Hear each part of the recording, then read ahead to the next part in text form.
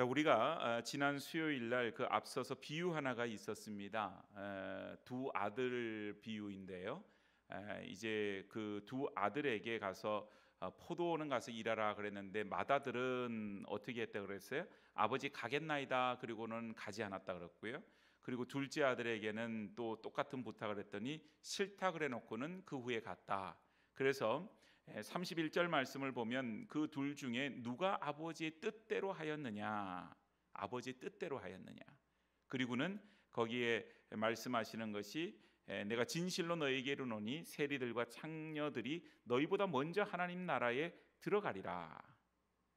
창녀들과 세리들은 믿었으되 너희는 이것을 보고도 끝내 뉘우쳐 믿지 아니하였다. 주님이 그렇게 말씀하셨죠. 그래서 그 두 아들의 비유를 놓고 결국은 바리새인들, 서기관들, 그들이 대단히 종교적으로나 모든 면에서 우월하다고 생각했던 사람들과 또한 사람들로부터 손가락질을 받던 세리와 창기들, 이런 사람들과의 관계들, 그 속에서 결국은 주의 말씀을 거역하는 듯 했지만 그 말씀을 받고 순종했던 사람들이 누구냐, 그것을 주님께서 말씀하셨습니다. 오늘은 또 다른 비유가 나오죠. 바로 이제 또 포도원이 또 배경이 되어집니다. 이제 포도원이 이렇게 많이 나오는 것은 그곳에 포도원들이 많기 때문에 이제 그런 것이죠. 그래서 이 포도원을 주인이 만들었는데 여기에 33절에 보니까 산 울타리로 두르고 거기에 즙자는 틀을 만들고 망대를 짓고 농부들에게 세를 주고 타국에 갔더니 그랬어요.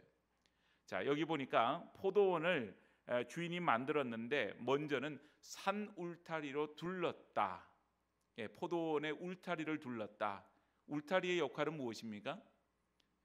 다른 어떤 짐승들이나 혹은 외부의 사람들로부터 그 포도원을 보호하기 위해서 그거를 해놓는 거죠. 그리고 또한 여기에 보니까는 즙을 짜는 틀을 만들었다. 아직까지 포도원에서 소출이 없어요. 그런데 포도원을 만들 때에 보통 보면 포도나무를 심어 놓으면 그 나무가 이제 결실을 맺으려고 그러면은 보통 2-3년 정도의 시간이 필요하다고 합니다. 그런데 아직 그 시간이 지나지를 않았어요. 그런데도 불구하고 이 주인은 거기다가 포도주를 짤 그 틀을 만들어 놓습니다. 이 말은 반드시 이 포도원에는 뭐가 맺힐 것이다 기대하는 거예요? 열매가 맺힐 것이다. 포도가 맺힐 것이다. 그거에 대해서 확신 있게 기대를 하는 겁니다. 그래서 나중에 그 열매가 달렸을 때에 그 포도주의 그 즙을 짜는 틀을 만드는 것이 아니라 아예 그냥 포도원을 만들면서 그거 같이 이렇게 설치를 하는 거예요. 그리고 세 번째는 망대를 지었다. 이 망대는 이렇게 탑으로 세우는 거잖아요. 그래서 거기에서 이제 도둑들이 와서 이렇게 그 포도원을 어떻게 약탈해 가나 어떻게 하나 이런 것들을 살피고 또 어떤 들짐승들이 오는지를 살피는 그것까지 이렇게 세워 놓았다. 그러니까 여러분, 이 주인이 이 포도원을 만들 때는 어떻게 만든 겁니까? 온갖 정성을 다해서 하여튼 최선을 다해서 그 포도원을 가꾼 거예요. 우리 집을 이제 새로 이렇게 이사를 가서 뭔가 이렇게 갖춰 놓을 때 보면 이것도 갖춰 놓고 저것도 갖춰 놓고 이러면서 그걸 잘 갖춰 놓듯이 이 포도원을 하는데 이 주인이 얼마만큼 애정이 있느냐, 아예 어차피 이거 세 줄 거니까 그냥 대충 그냥 만들어 놓고 열매가 맺히든지 말든지 그런 마음으로 만들어 놓은 것이 아니라 자기가 경영하고 자기가 농사를 지을 것처럼 최선을 다해서 그 포도원을 잘 가꾸어 놓습니다. 그리고 나서는 세를 주고 타국으로 떠났다 그랬어요. 그러면 여러분, 이 주인이 그 세를 그렇게 정성 들여 만든 포도원에 세를 줄 때 아무한테나 주겠어요? 그러지 않았을 거예요. 가장 신뢰할 수 있을 만한, 그래도 믿을 만한 그런 농부들에게, 저 사람 보니까 그래도 농사 잘 지을 것 같아, 그리고 신의가 있을 것 같아, 그렇게 생각하는 사람들에게 그 포도원을 세를 주는 것입니다. 그렇죠? 왜냐하면 아낀 포도원이기 때문에. 그래서 이제 열매 거둘 때가 가까이 되었을 때 열매를 받으려고 자기 종들을 농부에게로 보냈다. 지금 이 관계가 이제 말 그대로 그 주인이 따로 있고 농사 짓는 사람 따로 있는 소작을 하는 그런 형태잖아요. 이 당시에 보니까 뭐 오늘날 우리나라는 그래요. 하도 이제 농사를 지으려고 하는 분들이 없고 외지에서 이렇게 도시에 사는 분들이 농지를 소유할 때 농사를 안 지으면은 국가로부터 이렇게 그 벌금을 내야 되는 그런 일들이 생기잖아요, 국가한테. 그러다 보니까는 이제 그 마을 주민들 중에서 하여튼 농사 짓는 사람들에게 그 땅을 대여를 해주는데, 예전에는 뭐 농사를 짓고 거기에 소출이 나오면은 소출해서 뭐 얼마로 이렇게 나누어서 이렇게 주인한테 주고 자기가 가지고 이런 것들을 나누었는데, 요즘을 보니까 아예 그렇게 뭐 소출에 얼마를 주고 이런 게 없어요. 그냥 농사만 져 주세요. 농사 짓는 거 확인만 되면 내가 벌금 안 맞고, 농사 안 짓게 되면 벌금을 맞으니까 농사를 져주는 것만 해도 나한테 이익이다 이렇게 생각해서 아예 뭘 이렇게 소작하시는 분들이 그걸 내지를 않더라고요, 보니까. 그래도 이제 뭘 해놓고서는 좀 미안하니까 그저 조금 드시라고 이렇게 좀 챙겨드리고 이런 거는 있지만, 뭐 옛날처럼 무슨 5대5로 나누고 3대7로 나누고 이런 게 없어요. 그런데 이스라엘 땅에서 이 원칙은 뭐냐면, 포도 농사를 짓게 되면은 그 소작을 하는 분하고 주인하고 5대5로 이거를 나누었다고 그럽니다. 그러니까 이 농사를 짓는 사람 입장에서는 어쨌든 그 세를 주는데 세의 양이 적지는 않아요. 자기가 거둔 수확의 절반을 줘야 되기 때문에 적지는 않죠. 그러나 중요한 것은 그 포도원은 자기가 주인이 아니라고 하는 사실이죠. 그리고 그 포도원은 자기가 세를 얻었기 때문에 마땅히 그 세를 지불해야 될 의무가 있는 것이 바로 그 농사를 짓는 농부들이었다라고 하는 것입니다. 자, 그래서 이제 그 주인의 종들을 농부에게 보내지요. 왜냐하면 이제 추수할 때가 됐으니까 그 이제 소출을 얻어오기 위해서 그런 것입니다. 그런데 여기 참 아주 얼토당토하는 일이 생겼어요. 35절 보니까 농부들이 그 종들을 잡아서 하나는 심히 때리고 심지어는 하나는 죽이고 하나는 돌로 쳤다 그랬습니다. 물론 이거는 이제 여러분들이 다시 생각해야 되는 것은, 이것은 비유의 말씀이에요. 그러니까 이게 실질적으로 이런 일이 있었던 말이 아닌 비유의 말씀인데, 이 비유는 하나님 말씀을 좀 더 잘 깨닫게 해주기 위해서 예수님 하시는 그런 비유인데, 대부분 예수님이 쓰시는 이 비유의 내용들을 보면요, 듣는 사람이 대단히 거기에 이렇게 뭐랄까요, 그 공감이 될 만한 그런 배경을 가지고 있고요. 또 한 가지는 뭐냐면, 이런 좀 충격적인 이야기들을 쓰십니다. 그러니까 보통 일상에서는 잘 일어나지 않는 일인데 배경은 일어나는 그런 배경이에요. 그러다 보니까 이 얘기를 들으면 오늘날도 왜 그런 거 있잖아요. 뭐 괜히 그 길 가는 사람을 갖다가 뭐 두들겨 패가지고 어떻게 했다든지 이런 이제 뉴스가 가끔 나오는데, 뭐 이런 식의 일들이 잘 안 일어나지만 오늘날 우리가 뉴스가 있기 때문에 그걸 듣지만, 이 당시는 그런 게 없으니까 이런 얘기를 하면은 깜짝 놀라는 거죠, 사람들이, 듣는 사람들이. 그래서 세상에 어떤 사람이 도대체 그 세를 받으려고 종들을 보냈는데, 그 사람들을 그냥 뭐 세를 못 주겠다고 돌려보낸 것도 아니고, 하나는 그냥 심하게 때리고, 그리고는 하나는 또 죽이기까지 하고 또 돌로 치기까지 하고 그렇게 보낸단 말입니까? 듣는 회중은 이렇게 반응이 나오는 거죠. 그래서 그 주인이 다시 여기 36절을 보니까 다시 다른 종들을 처음보다 많이 보내었더니, 더 많이 보냈다 그랬어요. 그랬더니 그들에게도 그렇게 하였는지라. 그래서 이 농부들이 싸움을 잘하는지 아무튼 종들을 많이 보냈는데도 소용이 없어요. 자, 그리고 나서 주인이 37절에 보면 후에 자기 아들을 보내매 이르되 그들이 내 아들은 존대하리라 하였더니, 참 여기서 보면 이 주인이 주인 입장도 지금 이게 비유기 때문에 그런데 참 주인도 대단하다. 왜냐하면은 처음에 그렇게 보냈는데 자기 종들이 뭐 맞고 죽임을 당하고 돌로 뭐 이렇게 맞고 이렇게 되면 그걸 가만히 두겠어요? 일반 보통 사람들, 주인들 같으면 뭐 관에다 고발을 하든지 어떻게 수를 냈겠죠. 그런데 그냥 더 많은 종을 보낼 뿐이고 똑같이 하였다 그랬어요. 그럼에도 불구하고 하는 일은 뭐냐면 이번에는 아들을 보냅니다. 그러면서 기대하는 거는 종들하고는 좀 다르게 돼야겠지, 그런 기대였어요. 그런데 여러분 어때요? 여기 38절에 보니까 농부들이 그 아들을 보고 서로 말하되 이는 상속자니 자 죽이고 그의 유산을 차지하자 하고 이에 잡아 포도원 밖에 내쫓아 죽였느니라. 이 얘기를 들을 때 사람들은 분노할 것입니다. 어떻게 이런 일이 있겠는가? 근데 다시 돌아가서 이 말씀은 비유의 말씀이에요. 그러면 뭔가를 설명하는 말씀이다, 이렇게 볼 수가 있는 것이죠. 그래서 우리가 이 비유를 통해서 주님 말씀하시고자 하는 것을 우리가 들어야 할 것입니다. 자, 여기 보니까 포도원이라고 하는 것은 결국은 이스라엘을 말을 해요. 하나님께서 이스라엘을 택한 백성으로 이렇게 선택하시고 그들을 하나님 자녀로 삼아 주셨습니다. 어떤 민족보다도 그들을 사랑하시고 아껴 주셨어요. 자, 그리고는 열매 맺기를 원하시죠. 그래서 끊임없이 구약에서 선지자들을 통하여서 그 이스라엘 백성들을 찾아가서 권면하도록 하고 하나님 말씀을 통하여서 깨닫도록 하십니다. 그런데 백성들의 반응은 어떤 것이었어요? 찾아온 선지자들을 그의 말을 듣기보다는 그들을 때리고 죽이고 돌로 치는 일이었어요. 실질적으로 여러분 그런 일들을 많이 당했죠. 예레미야 선지자가 매를 맞기도 하고요. 또 스가랴는 돌에 맞기도 하고요. 그리고는 또 심지어는 죽은 그런 선지자들도 많이 있습니다. 하나님 말씀 앞에서 패역함으로 그렇게 했다고 하는 것이죠. 그래서 그 나라가 이제 망하게 되었어요. 그럼에도 불구하고 하나님의 사랑은 거기서 끝이지 않습니다. 끊임없이 선지자를 보내고 말을 안 들으니까 더 많은 선지자를 보내고 그리고 나서 최후의 수단으로 보내신 것이 뭐예요? 아들이었다고 하는 것이죠. 그 아들은 누굽니까? 바로 예수 그리스도세요.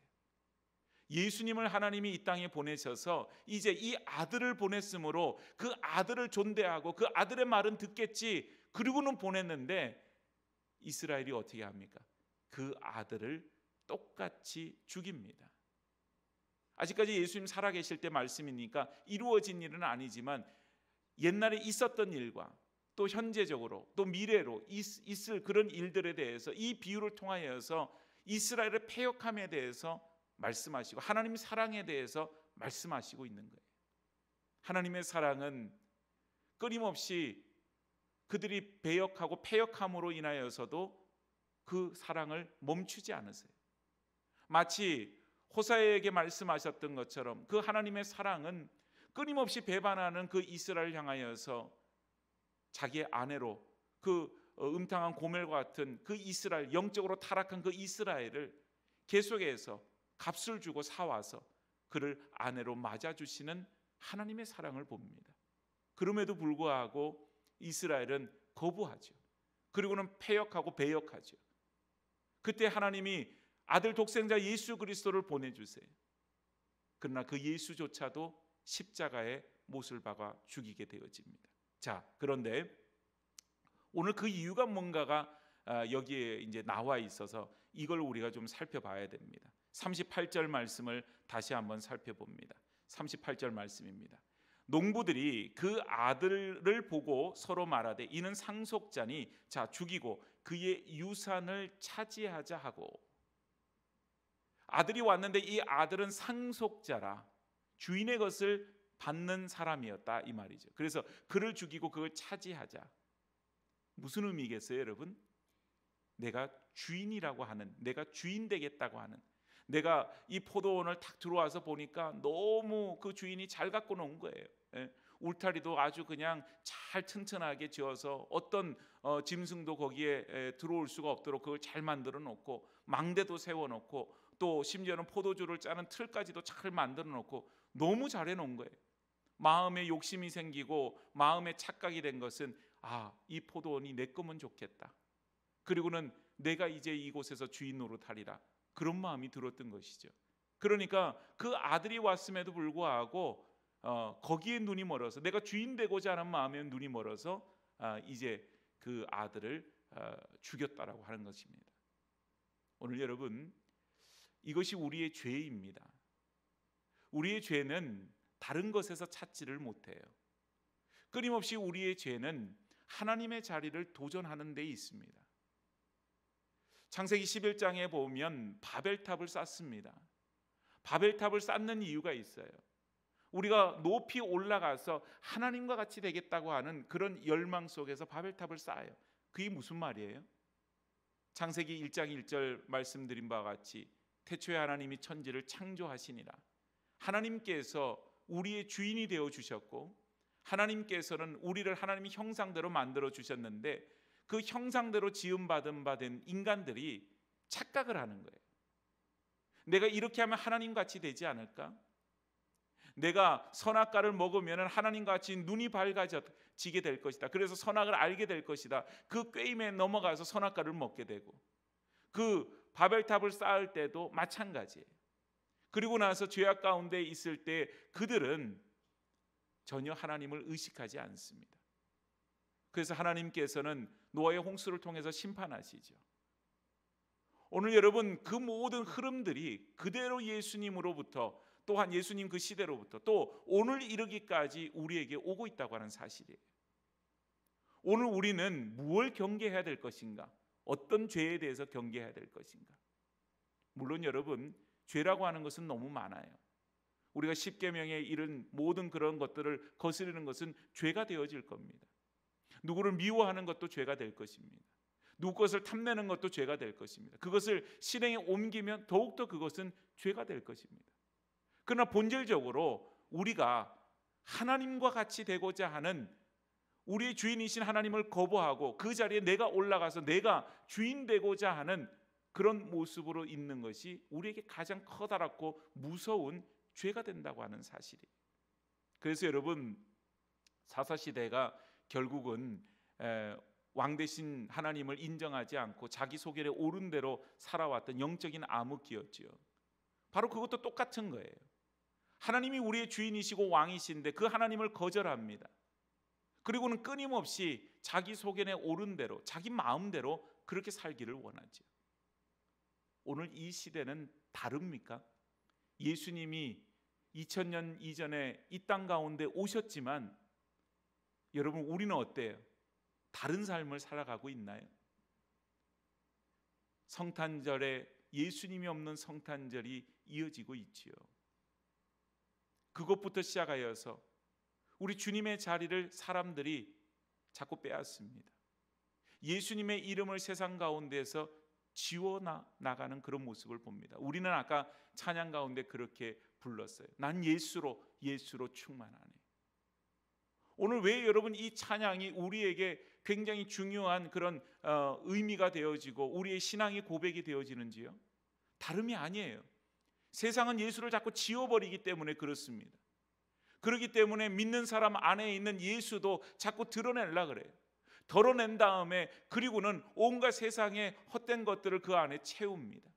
꼭 예수로만 구원을 받느냐? 꼭 예수로만 우리가 살아야 되느냐? 이 세상에 예수가 아닌 어떤 것으로도 얼마든지 잘 살 수 있고 얼마든지 행복을 누릴 수 있고 그렇게 할 수 있는데 왜 예수여야만 하느냐? 석가모니는 안 되느냐? 마호멧은 안 되느냐? 어떤 종교인들은 안 되느냐? 그렇게 우리에게 질문하고 도전합니다. 그래서 여러분, 우리가 예수로 고백하면, 예수로 고집하면 편협하다 얘기하지요.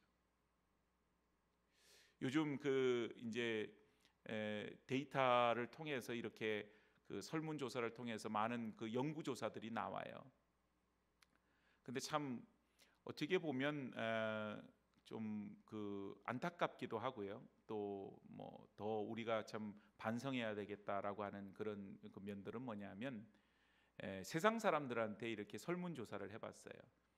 기독교에 대해서 어떻게 생각하느냐, 불교에 대해서 어떻게 생각하느냐, 천주교에 대해서 어떻게 생각하느냐, 이렇게 이제 질문했을 때 그 종교가 가지고 있는 어떤 생각에 대해서 나는 좀 아주 긍정적이다, 또 긍정적이다, 혹은 보통이다, 부정적이다, 약간 부정적이다, 아주 부정적이다, 뭐 이런 이제 그것을 항목을 놓고서는 이렇게 조사를 해봤더니 기독교에 대한 어떤 이미지, 그리고 기독교에 대한 신뢰성이 모든 어떤 종교보다도 가장 낮아요. 물론 어떤 사람들은 그냥 모든 종교가 다 싫다고 얘기하는 사람이 있습니다. 종교는 헛된 것이고, 공산주의자들이 말한 것처럼 종교는 아편이다, 이렇게 말한 것처럼 종교가 주는 유익이 없다라고 생각하는 그런 사람들도 있습니다. 그런데 여러분, 어떤 사람은 그래도 불교는 좀 신뢰할 만한데, 그래도 천주교는 좀 신뢰할 만한데, 그런데 기독교는 너무나도 고집스럽고 독선적이고 이기적이고 그런 어떤 이미지로 이야기되어지는 게 너무 많다고 하는 사실이에요. 물론 여러분, 우리는 그렇지 않다고 얘기를 하겠지만 우리 안에 우리 스스로를 돌아봐야 될 부분들도 분명히 있을 것입니다. 그러나 이 가운데서도 우리가 기억해야 될 것은 우리가 놓치지 말아야 될 것이 있어요. 다른 어떤 것은 우리가 다 생각하고 스스로를 돌아보아서 정말 고쳐나갈 건 고쳐나가고, 우리가 정말 반성해야 될 것은 반성해야 될 것이 너무 많이 있지만, 우리의 부족하고 연약한 부분들이 너무 많이 있지만, 우리가 예수로 살아가는 것에 대해서는 우리가 고칠 수가 없습니다. 부정할 수도 수정할 수도 없습니다. 우리는 예수로만 살아가야 되는 사람이 되어져야만 해요. 오히려 그렇기 때문에 우리 인생에는 예수밖에 없는 것이죠. 오늘 여러분, 예수님께서 말씀하셨어요. 그때에 주인이 올 때에 그 농부들을 어떻게 하겠느냐? 농부들을 어떻게 하겠느냐? 41절에 그들이 말합니다. 그 악한 자들을 진멸하고 포도원은 제때에 열매를 바칠 만한 다른 농부들에게 새로 줄지니이다. 사람들이 그렇게 생각하는 거예요. 누구든지 그 얘기를 들으면 그렇게 생각할 거예요. 그걸 가만히 두겠습니까? 자기 아들까지 죽인 농부들인데 그 사람들 진멸해버리고 그 포도원 다른 사람한테 새를 주지요. 그건 당연한 결론이에요. 예수님 말씀하세요. 42절에 여기 이제 시편 118편 22절 말씀의 인용입니다. 건축자들이 버린 돌이 모퉁이의 머릿돌이 되었나니 이것은 주로 말미암아 된 것이요 우리 눈에 기이하도다 함을 읽어본 일이 없느냐. 건축자들이 버린 돌이었대요. 쓸모없다고 버린 돌이 그 모퉁이의 머릿돌이 되었다. 가장 중요한 돌, 그 모든 기초에 버팀이 되는 그런 돌이 되었다. 오늘 여러분, 세상은 예수를 멸시할지 모르겠어요. 아니, 예수 믿는 사람 때문에 예수님이 멸시를 당하죠. 그러나 분명한 사실은 예수님은 모퉁이돌이라고 하는 사실입니다. 우리 안에서 예수님을 빼버리면 우리는 무너지고 말 것입니다. 우리 안에 예수님이 없으면 우리의 삶은 그저 공허함뿐 남는 게 없겠죠. 오늘 저와 여러분들은 다시 예수로 돌아가야 됩니다. 세상 사람들은 예수를 죽이고, 세상 사람들은 예수를 핍박하고, 세상 사람들은 세상 가운데 예수라고 하는 이름조차도 쓰기를 거절하고 지워버리려고 할지언정 우리는 다시 예수로 쓰고 예수로 살아야 될 줄로 믿습니다. 오늘 예수님은 우리의 머릿돌이 되셔서 오늘 우리에게 하나님의 나라, 그것은 열매 맺는 백성이 받으리라. 오늘 열매를 맺는 것은 포도나무 되신 주님께 붙어있는 가지가 되어질 때 열매를 맺는다 그랬어요. 오늘 우리에게 묻습니다. 우리는 가지입니까? 아니면 막대기입니까? 보기에는 비슷해 보일 수도 있어요. 그리고 가지는 나무에 붙어 있지만 막대기는 나무에 붙어 있지 않아요. 그 막대기는 생명력이 없고 열매를 맺을 수 없습니다. 오늘 하나님 나라는 그 열매는 나무에 붙어 있는 가지, 예수님께 붙어 있는 가지가 되어질 때 주님을 믿고 주님을 섬기고 예수의 이름으로 살아가는 사람들에게 그 열매가 맺혀지고 그 열매를 맺는 우리들이 하나님 나라 백성인 줄로 믿습니다. 오늘 여러분 그런 말씀을 하죠. 이 돌 위에 떨어지는 자는 깨어지겠고 이 돌이 사람 위에 떨어지면 그를 가루로 만들어 흩으리라. 기세가 등등하지만 정말 많은 종들을 보내어서 그들을 다 죽이고 아들조차도 죽이는 오만방자하고 하나님의 것을 하나님의 것인 줄 모르고 자기 것이라고 생각하는 그런 착각 속에 빠져 있지만, 그래서 그 권세가 영원할 것 같지만 가루같이 되어 흩어질 수밖에 없지요. 이 비유가 대제사장과 바리새인들 자기들을 가리켜 하신 말씀인 줄 알았다 그랬어요. 45절에. 오늘 여러분 이 말씀이 우리에게는 해당이 안 되는 말씀으로 생각하시면 안 됩니다. 오늘 우리가 예수를 주인으로 섬기고 우리가 그러고 살지 못한다면, 내 안에 예수로 충만하지를 못한다면 우리는 바로 이런 삶이 우리 안에 이어지고 있는 겁니다. 그래서 우리에게는 이 말씀을 듣고 알 뿐만 아니라 깨달아 지키는 것까지도 우리가 말씀 안에 있어야 됩니다. 바리새인과 서기관들은 말씀을 알지요. 그러나 그 말씀이 능력이 되지를 못했어요. 왜냐하면 그냥 알 뿐으로 끝났기 때문에 그렇습니다. 오늘 여러분, 우리는 하나님 앞에서 열매 맺는 백성, 하나님 나라 백성으로 하나님 말씀을 듣고 깨달아서 우리가 지켜 행하는데, 무엇보다도 우리의 주인이 누구신지를 다시 한번 고백하는 주님의 백성들이 되어지기를 축복합니다. 예수님이 우리의 주님이시요, 그 주님만을 섬기는 하나님의 자녀 백성이 열매를 맺어요. 오늘 우리가 그 가운데 양보할 수 없는 진리죠. 그 말씀을 붙들고 이 어려운 시대, 우리가 믿음으로 도전받는 이 시대에도 오직 예수로 살아갈 수 있는 주님의 백성들이 되어지기를 주님의 이름으로 축복합니다. 우리 한번 이 시간 찬양하고